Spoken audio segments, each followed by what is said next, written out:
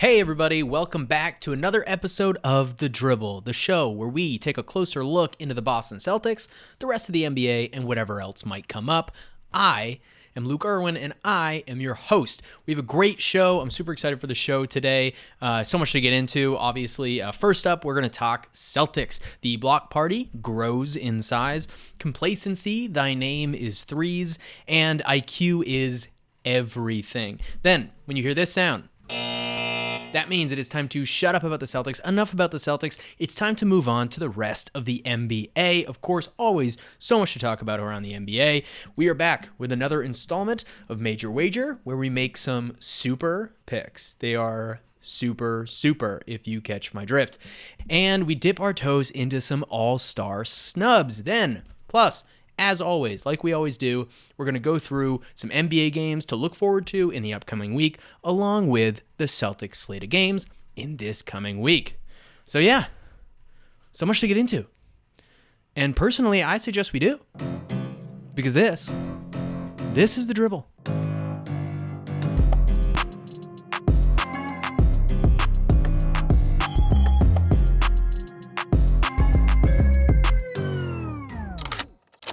Okay, what is up, everybody? First thing I want to start with on today's podcast episode is we're going to check in on the White Holiday block party, right? These two guys, beginning of the year, if you did not know this, they basically said that they were going to keep a tally on each other's blocks to see who can block the most shots. Two of the best defensive guards in the entire NBA and two guards who are so good at blocking shots. Currently, Derek White still major league. He has 55 to Holiday's 34. Right, White is kind of running away with it at this point. It looks like Holiday is not really going to catch him at this point, but we'll see. And a little fun fact is that Derek White has more blocks than Giannis Antetokounmpo. The Greek has 52, and like I said, Derek White is reigning in 55 blocks on the year. That is second in guards behind Scotty Barnes. Scotty Barnes currently has 71 blocks on the season for a guard. That is incredible, 71. And Derek White, like I said, is sitting with 55, which is in the likes of Joel Embiid, has, I think, 57. So he's right there with Joel Embiid, and Giannis has 52. But again, that's a guard, and Scotty Barnes is significantly bigger than Derek White. Derek White's timing is just incredible. Obviously, Drew Holiday with 34 is still a good number, but 55 for Derek White is something to behold. Now, let's move on to the week for the Celtics, right? Lots to break down. This was kind of, this week and last week, we have shown some weaknesses and we've shown some holes in our team that might be a concern moving forward. And there's so much to get into, but there's one thing in particular that I want to talk about with this team and my biggest concern with what we've seen so far, and especially lately as the season has gone on. The Celtics went 2-1 this week. But the scores and that record don't really show how shaky this team has been looking, especially, like I said, last week, adding to it. We beat the Pelicans 118-112, but we had to overcome a 17-point deficit from that team. They were hot. We just weren't playing good defense. JT was the leader of that that comeback, scoring 28 while grabbing 10 rebounds and dishing out 8 assists, almost with the triple-double. JT, he's been playing a very well-rounded game lately. Obviously, the rebounds are higher than they were last year. Points are a little bit lower, but his playmaking has certainly increased with all this talent that's on the team. And then we beat the Pacers. We played the Pacers for, the 20th time this year. It feels like we play them every 2 seconds. We beat them handily 129-124. It was not that close. That seems closer than it is. We played pretty well. But like I said, seems like we played them 20 times this season. And then finally, the embarrassing loss of the week. It seems like we have one of those every single week for the past couple of weeks. We lost to the LA Lakers without AD or LeBron James. We lost 114-105, and this was never close. Out of the jump, Austin Reeves was hucking up 32, 35-footers from the logo. He poured in 7 threes of his own, while the Lakers actually had 52% from three. They were shooting at an insane clip, 52% from three. Celtics, I think, shot 33% from three, so below league average there. But like I said, no AD, no LeBron, and I'm not saying that the Lakers are anywhere near better without AD and LeBron, but they did seem to play with a lot more pace, a lot faster, a lot more fluidity. There are really good players on that team, and there's a lot of pressure to get the ball to AD to make sure he gets his points, and there's also a lot of pressure to have LeBron James run the point, and he's old, so it's kind of tough to have a fast-paced team. So they played with unexpected pace and unexpected speed in that game. I am also recording this on Sunday. The Celtics are about to play, so I don't know the score of the Grizzlies game. By the time you're listening to this, you already know the score of the Grizzlies Celtics game, or who won or who lost. So I don't know what that is, but I'm looking forward to watching Marcus Smart come back to Boston. So let's talk about the games, right? And not only these games, but just kind of the trend that's been happening with the Celtics, because it is a little bit concerning. It's something that has been part of this team. Gary Washburn of the Boston Celtics, one of the reporters who reports on the Celtics, definitely knows this. Over the last couple of weeks, I've found out that the Celtics have a problem with shot selection, specifically 3-point shot selection, and pace, right? So we don't take the best shots. We kind of settle for 3-pointers. And we don't play with such an incredible pace. We lead the league currently. We're number one, and by a pretty good margin, especially as far as this margin goes, the percentage, in 3-point attempt rate. We have 47.2%. Basically what that means is that out of all of the shots that the Celtics take, layups, dunks, jump shots, whatever it might be, we take 47.2% of those are 3-pointers. That's nearly half of the shots. So you can basically bet, flip a coin, Celtics are shooting a 3 coming down the court on the next possession. So that's a lot. That's really high. The next team is at 40%, so that's a whole 7% more than the next team, and that next team is the Dallas Mavericks. I don't necessarily think we want to mirror our play off of a team like the Dallas Mavericks. Good offensive team, but they don't get a lot of W's. We obviously are a much better defensive team, but that's just not going to be great. And so now you can look at this and think, well, how are we shooting them? We're shooting them pretty good, right? We're 4th in the league overall in 3-point percentage, 3-point field goal percentage. We are at 37.9%, basically 38% from 3-point range. That's 4th in the league, and that's really great, right? That's well above league average. And 3-point shots are great, right? They're worth more. They're worth 3 points compared to the 2 points, so you take them. And analytics say you take the 3-point shot, right? If you have an open jump shot, a 2-pointer, or if you have an open 3-pointer, might as well take a foot back and take the 3-pointer, right? That's what the analytics say. But here's the deal, right? You're probably thinking that we get really good shots off these threes since we're hitting them at a pretty significant clip, top 5 in the league. However, total assists in the league, we are 16th in the league. 16th, that is bottom half of the league in total assists. 16th in the league. And we have 3 fewer total assists than the Detroit Pistons, one of the worst teams in the league, a parking lot team. We have 3 fewer total assists than them. So you might look at the Celtics and think of us as some well-oiled machine offensively, but that's not the case, right? We don't even have as many assists as the Detroit Pistons. Let that sink in. We don't have as many assists as the Detroit Pistons. Moreover, the Boston Celtics are 27th. There are 30 teams in the league. We are 27th. That is as bad as it can get in assisted 3-point shots, meaning the percentage of 3-point shots that we shoot that are assisted, that come off of an assist, meaning a drive, kick, shoot, right? Whatever it might be. We are 27th in the league in amount of 3-point shots that are assisted. 78% is that number. And that might seem like a high number, but the person who's in first place, the team that's in first place, are the Toronto Raptors, and they have 92%. That means 92% of their 3-point shots come off of a catch and shoot or a play that is made. We have 78, and we are 27th in the league. That is not good, right? So that means that most of our 3-pointers are often off the dribble. Hey, The Dribble. That's the name of the show. Welcome to The Dribble. And our 3-point shots are off the dribble, mostly, which is not a good shot, right? That's usually a contested 3. That's Tatum or Brown or White or somebody walking in to an unassisted and most likely contested step back off the dribble 3. That's not good. That's not a great way to be shooting at a high volume of 3.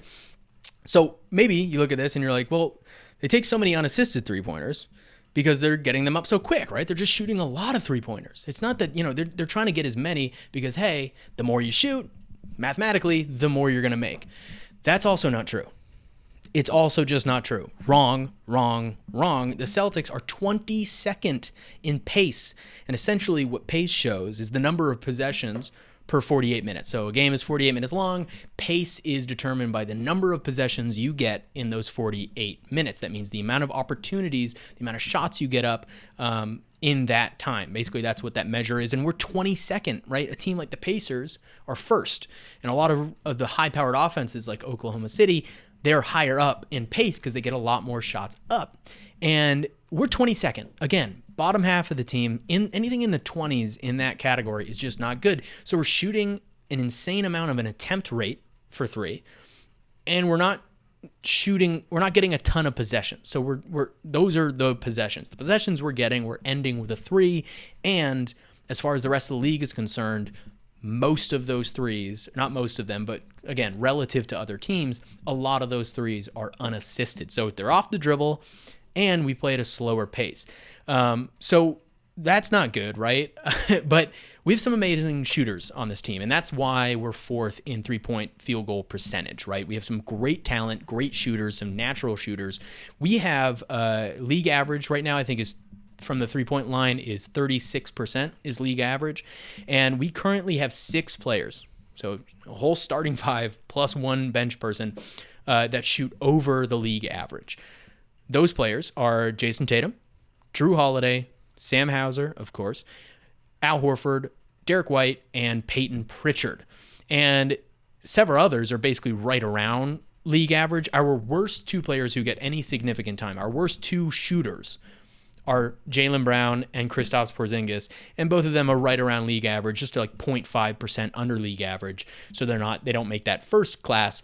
But those are our 2 worst shooters of people who get significant minutes, other than Keita and Cornette, our 2 centers, but they're disqualified because they haven't even attempted a three. So you can't even have a 3-point percentage if you've never attempted one. They're kind of anchors in the middle.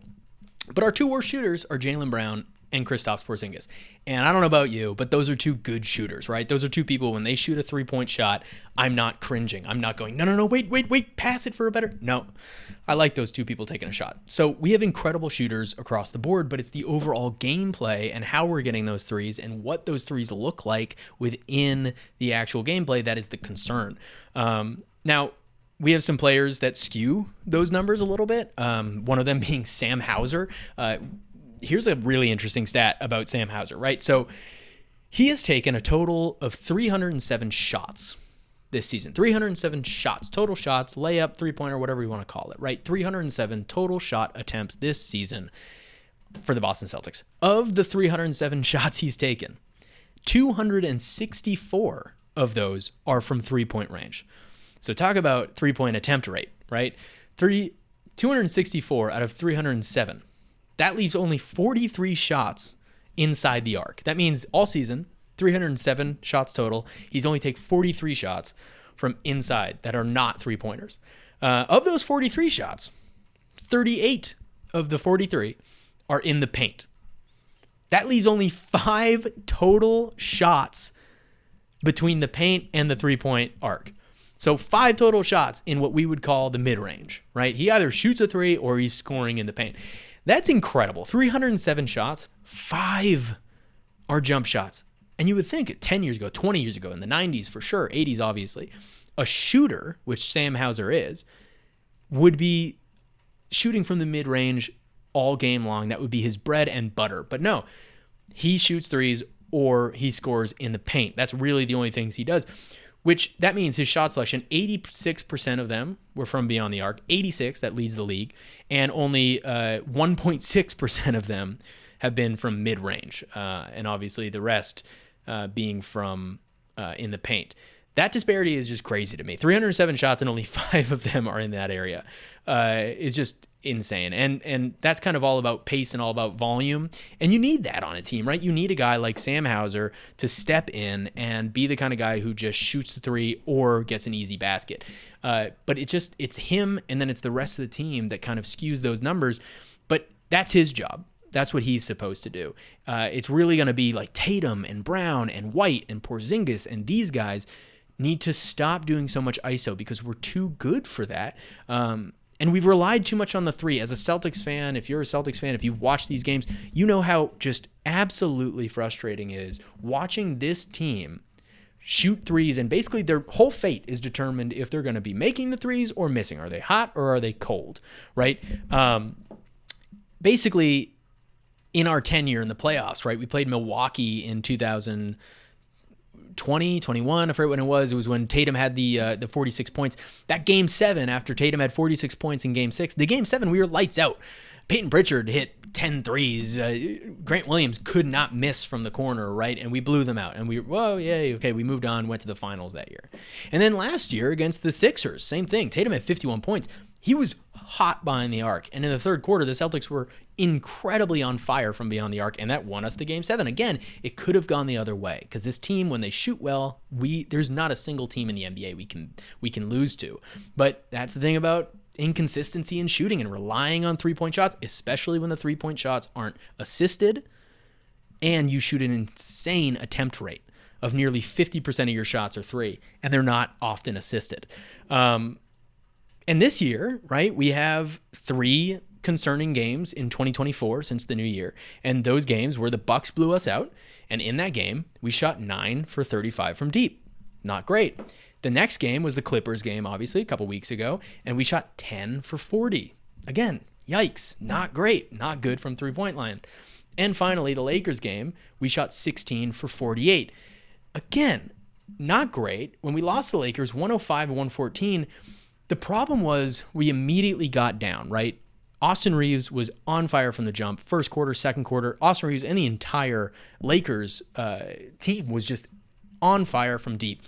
And instead of sticking to who we are, right, and playing solid half-court offense, because that's what we're best at. We're really good at transition offense and defense and, all-around defense.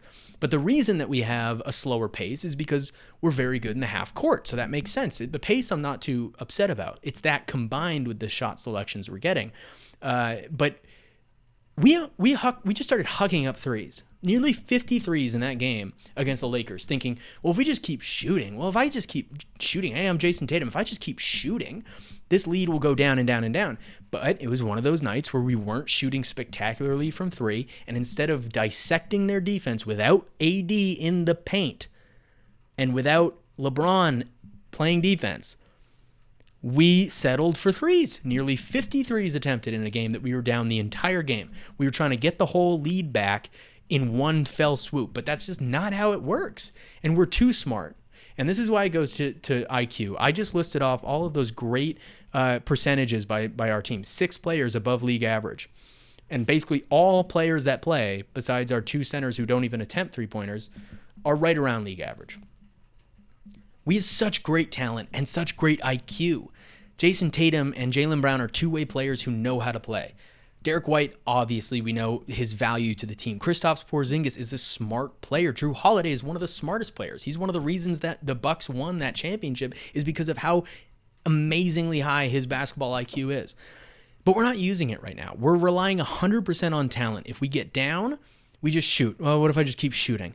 And we lose the games because it's not turning around. Instead of understanding that we need to work the ball around, like in the beginning of the year, we looked so good. We looked like a well-oiled machine. Drive, kick, around the horn, drive, kick.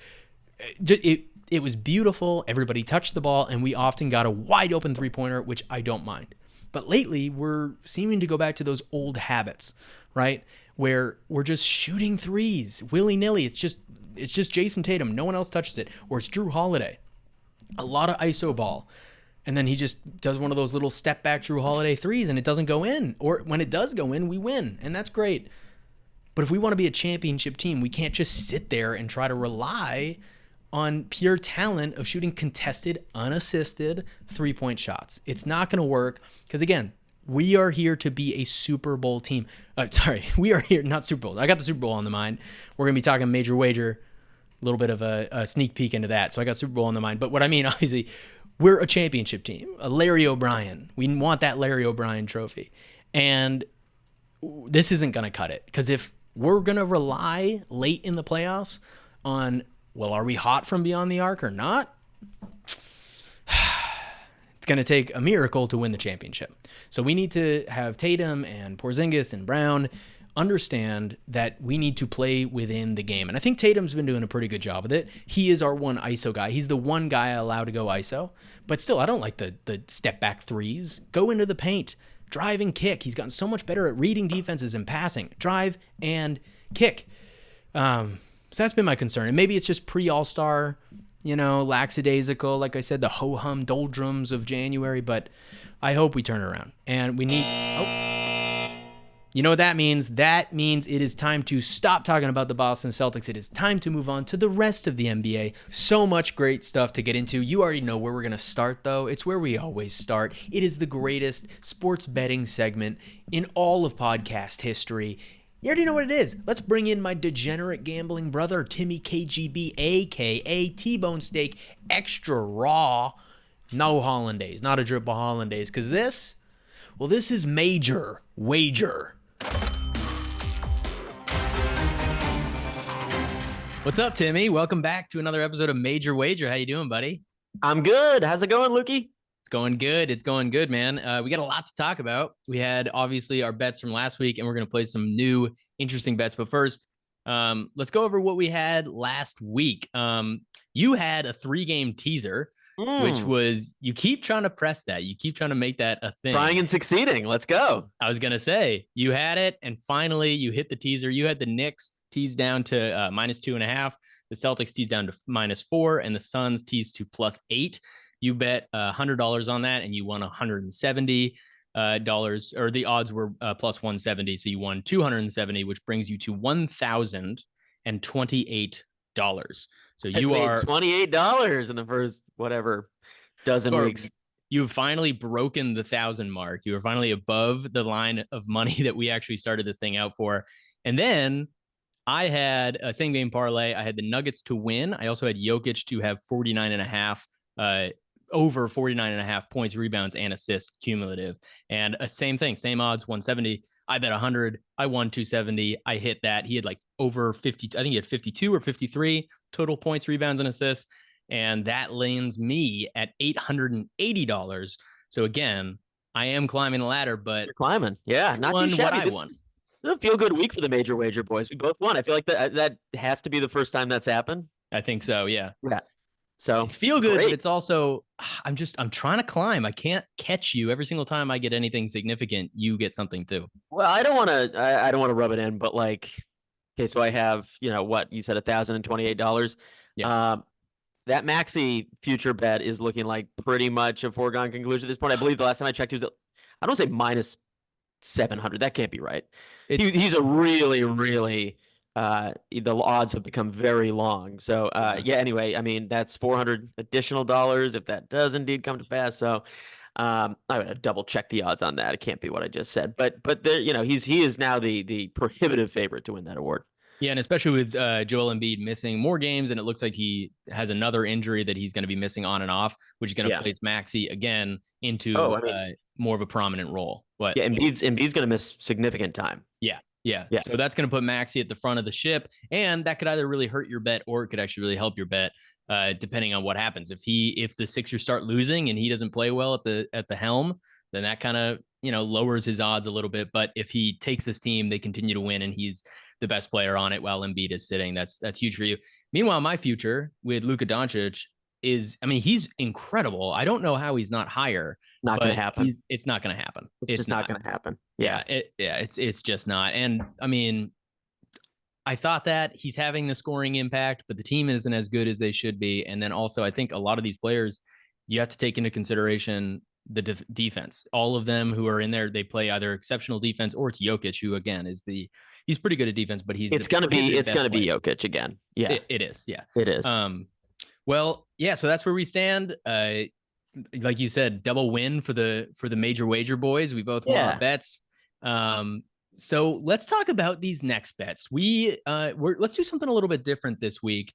Obviously, as everybody or most people know, this week is the week of the Super Bowl, which is the biggest sports week or sport, whatever you want to say, in America. So we're going to be placing our bets on the Super Bowl. We're going to take a little bit of hiatus from basketball. It is still January, February, pre-All-Star break. So not too many exciting games, matchups going on. So we're going to put our betting focus, our Major Wager focus, into the Super Bowl. Before we place our bets, though, Tim, we got the 49ers, we got the Chiefs back in it. 49ers Chiefs, they played in 2021, I believe it was, or maybe it was 2019 with Jimmy Garoppolo quarterbacking the 49ers. But what do you think about this matchup this year? Yeah. So when the games ended last week, I checked the line immediately. In fact, I think I was talking to you. I think we were on a phone call. Yeah. And I jumped on the Niners at -1. I believe that line opened at -1.5. Then it went down to -1. And now it's up to -2. So the lines here, Niners are favored by 2. Chiefs are a dog again for the third straight game, which we'll talk about. Yeah. The total on the game is 47.5. So instinctually, I jumped on Niners -1. So I think the Niners, I mean, it's basically a pick 'em. And the Niners are the deeper, more talented team. But I'm sort of regretting that position in some ways, like as the week has gone along. I mean, there's so many reasons to pick the Chiefs here, just like history and trends, and but Steve Spagnuolo has his team playing crazy good defense. In the playoffs, they've really held great offensive teams in Miami and Buffalo and the Ravens to really poor performances. The defense is just playing great, especially in the second half. Yeah, and let's see if they can do it again to probably the most versatile and electric offense in the whole league. And the Niners, we'll see. And then there's the whole, you've got Mahomes as a dog. Look, Mahomes as an underdog is 10-1-1 against the spread, including the playoffs. Those are not subtle numbers. 10-1-1 against the spread as a dog. Again, they've been underdogs in the last 2 games. They're underdogs in the Super Bowl, slight underdogs, but still. The underdog is covered in 15 of the last 22 Super Bowls, which seems significant. And then you've got the whole Andy Reid. He's 3-1 against the spread in the Super Bowl. So, there's a lot of reasons to pick the Chiefs. And you got the whole Taylor Swift angle. Obviously, the sort of NFL scriptwriters, if you believe in that sort of thing, which I'm not saying I do, there's just a lot of reason to pick the Chiefs. But like I said, the Niners are a better team. Yeah, they just are.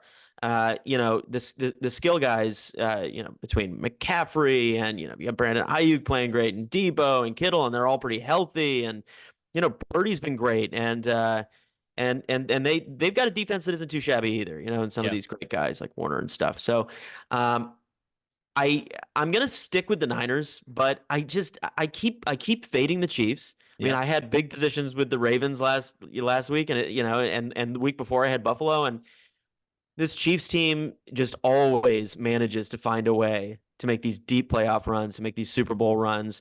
And so I'm probably going to be, looking at another Mahomes, Super Bowl victory, but we'll see. We'll see. Yeah. It's tough because I think it does come down to the quarterbacks. I think the Chiefs, I don't know the exact numbers on this, but the Chiefs' second half defense, like you were saying, holds teams to basically they held the Ravens to 3 points, and those 3 points were insignificant 3 points near the end of the game when the game was basically already over.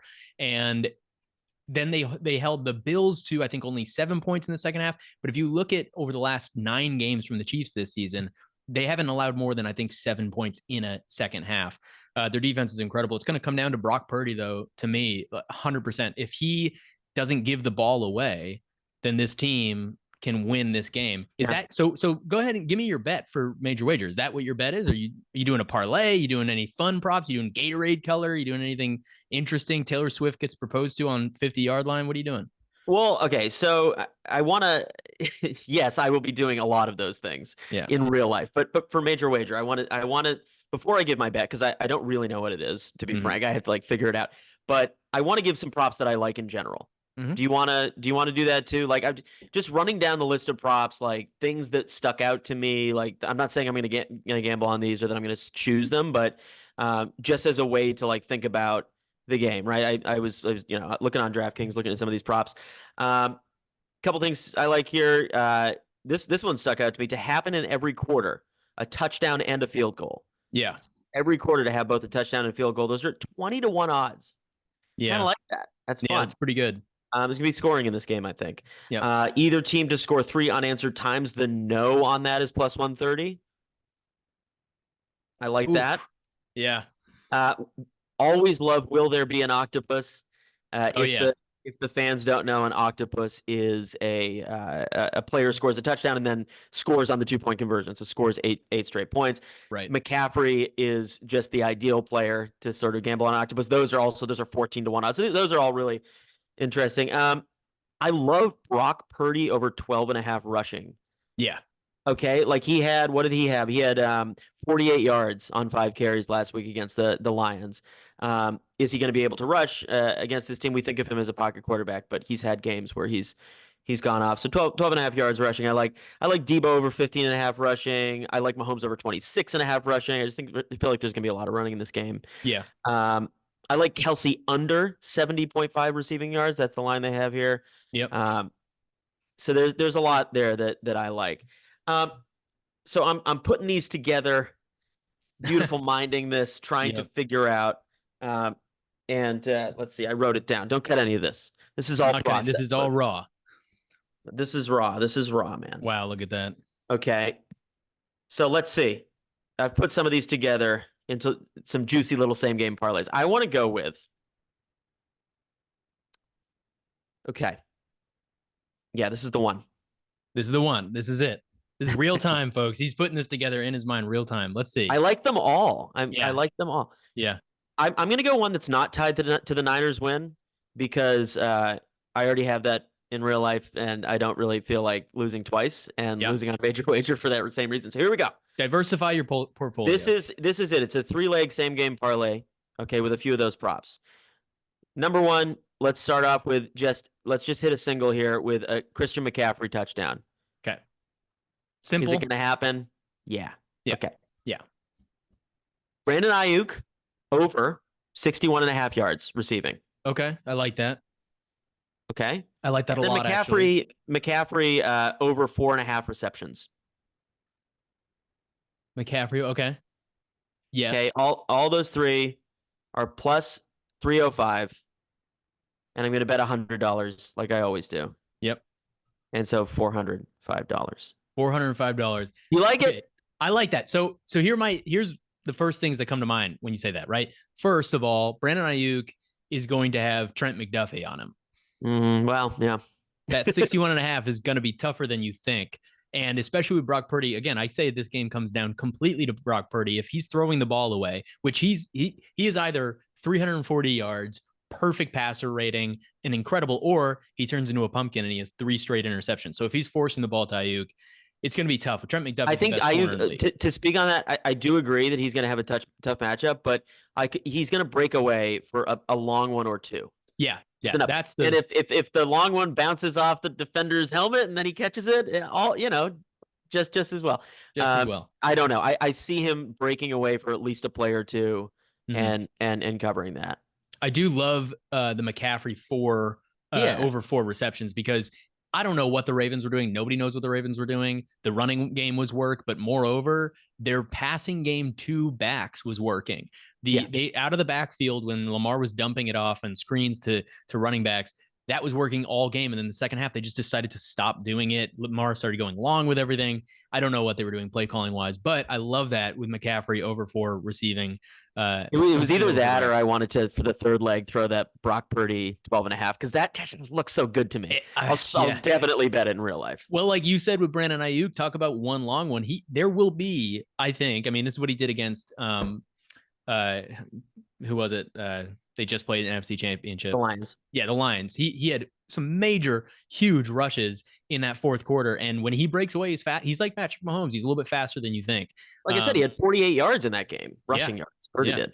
And then the other thing, that's what I said. The receiving yards. I love that. That's a really good parlay. And I think you should add the Brock Purdy rushing yards. I can allow that makes it like plus 700. I checked. I can allow you to amend it if you want to add it. No. Sticking to it. I like it. Okay, so what were the odds on that again? You said plus 305. Plus 305, and you betting your typical $100. Yeah. All right, Timmy KGB is Timmy 100. I don't think you've ever bet anything other than 100. I just like to do it. You like to do it. I hear it. It feels like a nice number to bet. I'm going a little bit more ambitious. I'm doing a same game parlay that you said, but I'm doing 4 legs, a 4-leg parlay. And I think all of them are generally safe. So, I mean, that's famous last words, right? That the parlay is safe. That's why they're there. They all look right. They all look enticing. Look at you're like, well, that's going to happen. That's what they don't. They don't. Okay. Okay. So for my 4-leg parlay, the first thing I'm doing is 49ers money line. I think that the 49ers are going to win. I think Brock Purdy, a lot of people doubt him because every once in a while, like I said, he turns into a pumpkin. He might have 2 or 3 interceptions. But I think generally he is very calm, cool. As somebody who grew up watching Tom Brady, I love a player. I'm not comparing him to Tom Brady necessarily, but he is at least cool under pressure.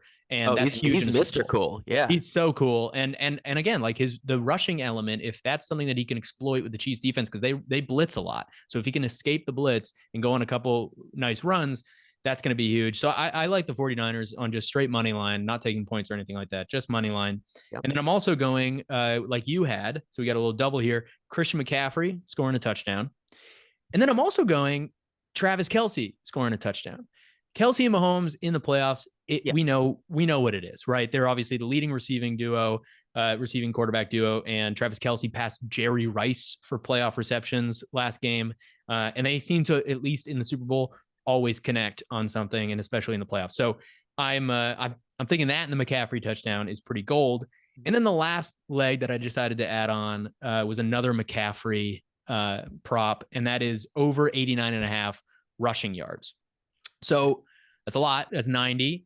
It's the Super Bowl, and the Chiefs defense is hot and cold with the run. You know, like I said, the Ravens were able to run in the first half, but then they abandoned their game plan.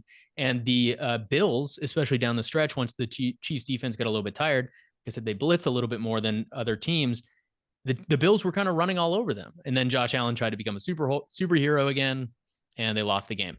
But if they stuck to the run, I think they would have won that one. So Christian McCaffrey, like you think with Brandon Ayuk, I think he's going to rip off one like 50-yarder, something big. And then, of course, get a couple chunks here of 10, 15, which would put him over that. So that's my 4-game parlay.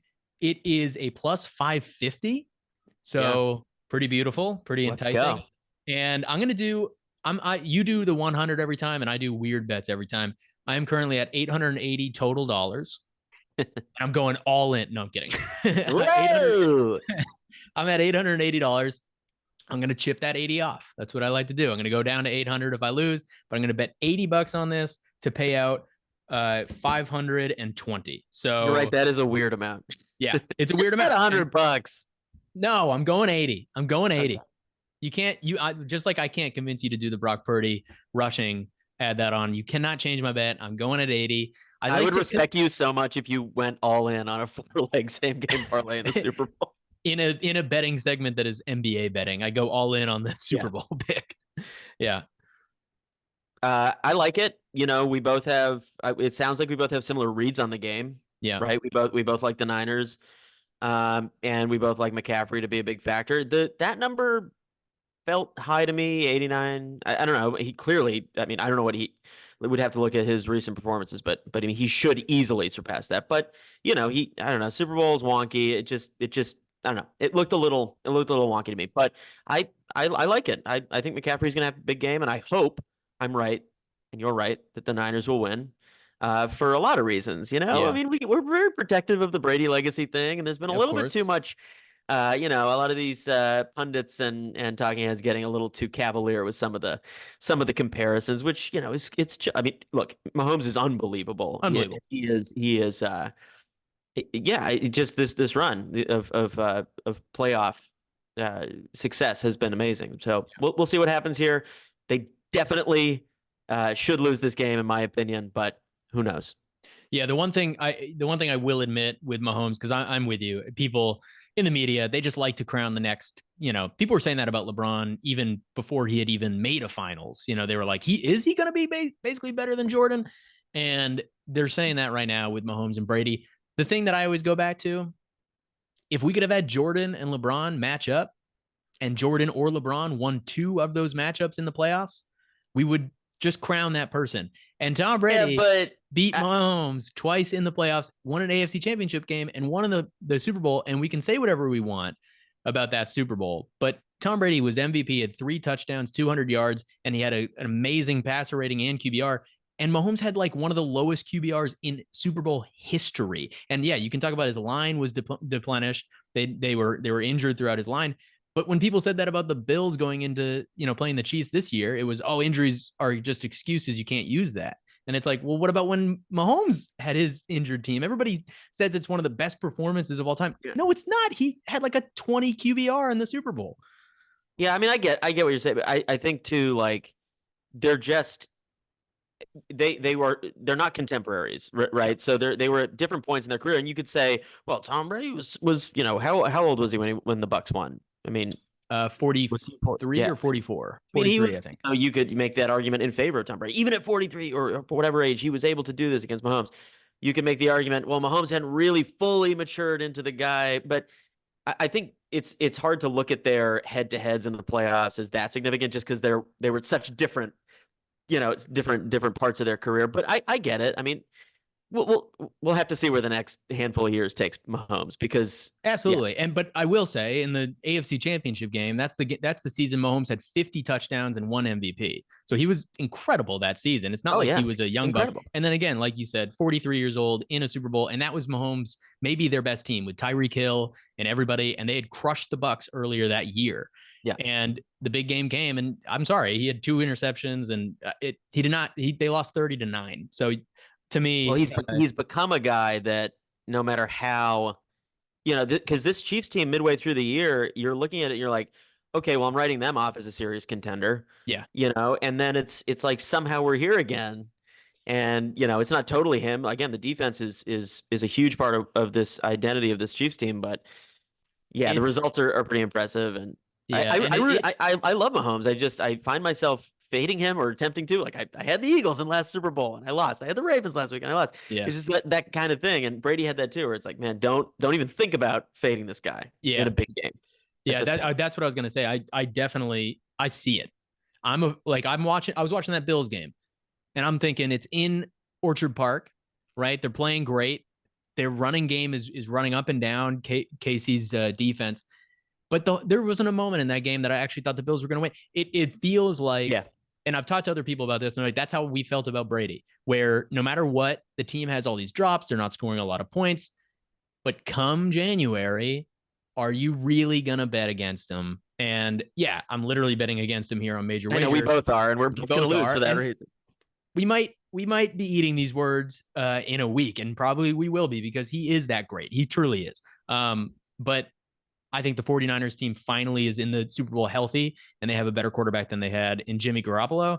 And it's going to be just interesting. I think it's going to be a great great offensive minds and Shanahan and Andy Reid just going head to head, and Yeah. it's gonna be fun. It's in Vegas where all the betting happens. So Except no, because well, it is obviously, but they're not. The players aren't staying in Vegas. They're staying like 40 miles outside of Vegas because they're afraid they're gonna, hit the slots or whatever. Yeah. But Yeah. that's a shame. Yeah, it is a shame. All right, enough football. Enough football, because this is Major Wager. Well, sweet. I like those bets. I like those. We're going to obviously go over them in next week's episode. Before we sign off, Tim, on Thursday, we had the NBA All-Star teams listed, and all the reserves were picked. Obviously, we had the starters already picked out, but the reserves were picked. And for people who don't know, the reserves aren't fan voted in. They're actually voted in by coaches and people around the league. So it's more of kind of on merit and actual basketball play instead of just popularity. That being said, so I'm just going to list off the East and West teams in full. Starting on the East is Giannis, obviously Joel, Tyrese Halliburton, Damian Lillard, and our Jason Tatum. And then for reserves on the East, it is Bam Adebayo, Pablo Ranchero, we obviously love from the Magic, Jaylen Brown, Jalen Brunson, much deserved, Tyrese Maxey, Donovan Mitchell, and Julius Randle.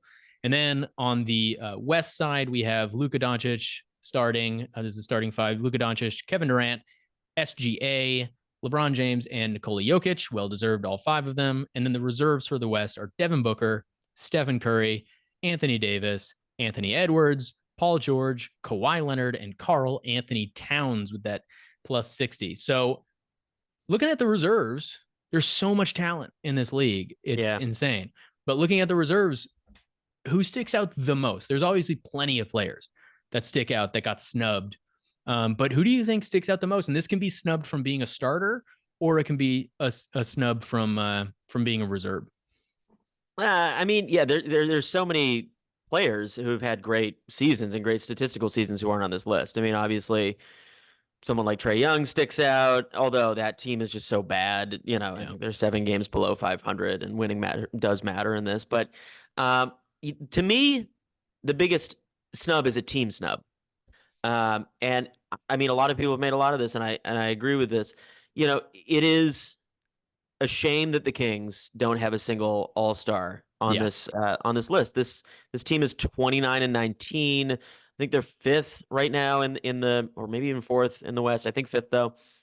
Uh, yeah, I mean, look, the Lakers have two All-Stars and the Kings have zero. And the Lakers are a very uninspiring 500 basketball club with a lot of Yeah. dysfunction. And I'm not saying, by the way, LeBron is the captain of the West again, and he deserves it in some ways because he has had a great season and he is LeBron. But just for that team to have two stars, and so is, by the way, so has Davis. Davis has had a great year too, but just for that team to have two All-Stars Sabonis is with averaging a near triple double. well, Sabonis leads the league in rebounds. I mean, he was an All-Star last year. He's having arguably a better season than he did last year. And 8 assists a game. Yeah, yeah. I mean, he's unbelievable. To me, I mean, I don't know. I mean, you could pick between him or Fox, obviously, as Right. a representative for the Kings. I would say Sabonis. I know they're not doing like the positional strictness that they used to do in the All-Star, but like positionally, I could see Sabonis definitely having a case over Cat. Mm-hmm. Yeah. Who Cat has like slightly better scoring numbers, worse rebounding numbers. The team, obviously, Minnesota's had a ton of success, ton of wins, but I would say that's competitive, a conversation between the two of them. And then De'Aaron Fox, obviously, like, again, he was an All-Star last year. He's having a better season than he had last year. He's averaging 27 and a half, almost 6 assists, 4 rebounds. And he's the leader of that team. He's the best player on that team. And it's one of those ones where you look around at the good teams in the league, and the Kings are a good team. Yep. And you say, wow, this team is conspicuously left off this ballot. So yeah, that would be my biggest thing. Just the Kings in general. You could choose Sabonis or Fox between them. Who you think has a better case. That's a great one. Sabonis was one of the ones I was gonna say, but that's a great pick to just the whole team because they perform so well. I think the biggest snub that I have to go with is going to be Trae Young, who you had mentioned. That's a good one. And it's tough also because he's been snubbed a lot. He's been snubbed a few times, and the person I would replace him with is Donovan Mitchell. Donovan Mitchell is great this season, and the Cavs are right now, which is crazy, third. They've been so hot lately, but they're third in the Eastern Conference, and I think seeding has a lot to do with it because the Atlanta Hawks are 10th currently in the Eastern seeding. So but he's averaging 27 points. Trae is with 27 points with 11 assists. Yeah. And he's one of 3 players to not make the All-Star game who has averaged over 25 and over 10. And he only averages 3 rebounds a game, but he's a small guy. And he was second in guard voting for fan votes in the. Oh, really? I didn't know that. Yeah. He was second behind Damian Lillard. That's why obviously Lillard got the start. But yeah, he was second. He had more votes than Tyrese Halliburton, and he does not deserve a starting position, obviously, especially because of team success. But I think that's a huge snub. Donovan Mitchell averages 1 more point than him at 28, but then he averages 7 less assists than him. And again, the Cavs are third. I get that. But I think that if I were to pick between Trae this season or Donovan Mitchell this season, I think Trae got snubbed. Yeah, I get that. I mean, it's tough. I think to me, like the records and the teams and representation from the teams matters. And that Cavs team, especially lately, has been really good, and like you said, they're third. I mean, so there's no other Cav, right? No, like on this list. So it would be again conspicuous to have no representative from the Cavs. Though I think you're right. I think Trae Young, that team is dysfunctional. That team is bad. Yeah. That team probably won't make the play-in. Yeah. Or may, but who knows? But how much of that is his fault? He is having a great statistical year. 11 assists speaks for itself. So yeah, that's fair. Yeah, he's definitely a snub too. There's just a lot of really good players in the league right now. That's the whole thing. And like you said, Mitchell you have to have a representation from the Cavs. They're playing so well. So it makes sense. But there's just so much talent, which is good for us as fans. So much talent. Oh, yeah. Yeah. Well, this is great, dude. I love this. I'm super excited now. I mean, obviously Super Bowl, watch it every year. It's always exciting, but this is going to make it that much more exciting. And we'll be texting throughout it, and we'll go. You got any plans? You got a Super Bowl party to go to or anything? We're gonna have a couple people over here, I think. So we're gonna throw our own little bash. Nice. Have a couple people. Keep it small. Keep it small. Anyway, yeah, super excited for the game. Super excited for these picks. And we will be back next week. And we're going to talk some more All-Star stuff next week. We got to do that. We got to make some All-Star bets. Yeah. So next week is going to be some All-Star bets. We have who's going to care the least. Yeah, exactly. Who's gonna play the least amount of defense? Yeah. Everyone or everyone? All right, Paddywhack. I will see you next week, and go Niners. All right, go Niners. Bye. Peace. Okay, another great segment of Major Wager. We made our Super Bowl bets. Yeah, this is a basketball podcast, but y'all like the Super Bowl too, okay? It's coming up. It's the biggest weekend in American sports. So yeah, we had our Super Bowl picks. I'm really excited for mine. 4-leg parlay. I think it's going to be good. I think they are going to hit. We will see, though. That's the famous last words, right? Okay, I think that's everything. But before I sign off, obviously, as I always do, we're going to go through some of the games, the NBA games to look forward to, along with some of the Celtics slated games. So looking at this week, again, it's pre-All-Star week. There's not much that really stands out. On Monday, which is tonight, we have Dallas Mavericks at the Philadelphia 76ers. Embiid is still out, but that's Maxey versus that team, and that's just going to be a fun one. Two fun teams in Philadelphia, that is. And then we have Tuesday, February 6th, we have Milwaukee at the Suns. Obviously, the Bucks and the Suns met in the finals a couple years ago, and the Bucks took home the championship. That is on TNT at 10 o'clock in Phoenix. Devin Booker, Damian Lillard, Kevin Durant, Giannis, so much star power. That's going to be a fantastic game. And then as you look forward, we got the New Orleans Pelicans at the LA Clippers. That should be a good one. The Pelicans have been playing pretty well. Zion is back, looking healthy. And then the Clippers have been one of the hottest teams in the league. And then moving forward, we have Golden State at Indiana. That's just going to be a fun one. Tyrese Halliburton, Steph Curry. It's going to be a good matchup. And then Denver at LA, which is also on Thursday. And that's going to get, again, LeBron James, Nikola Jokic, the old best player in the league, the current best player in the league. That's going to be a fun matchup to watch.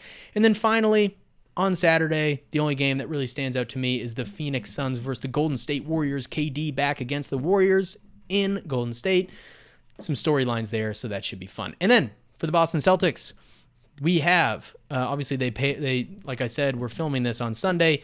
They're about to play the Grizzlies on this Sunday night. That game will be over by then, obviously. But we don't play until Wednesday, where Atlanta, the snubbed Trae Young, comes to Boston. Atlanta at Boston at 7:30. And then we play again on Friday. The Washington Wizards come to Boston again at 7:30. And so that's going to be, one of those games. The Wizards are bottom of the barrel a little bit. And then finally, on Sunday, we play at Miami, right?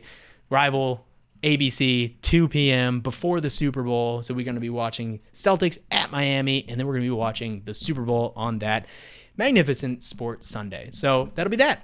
Yeah, that's about everything. All I have to say. I hope you enjoyed, because this has been the Dribble.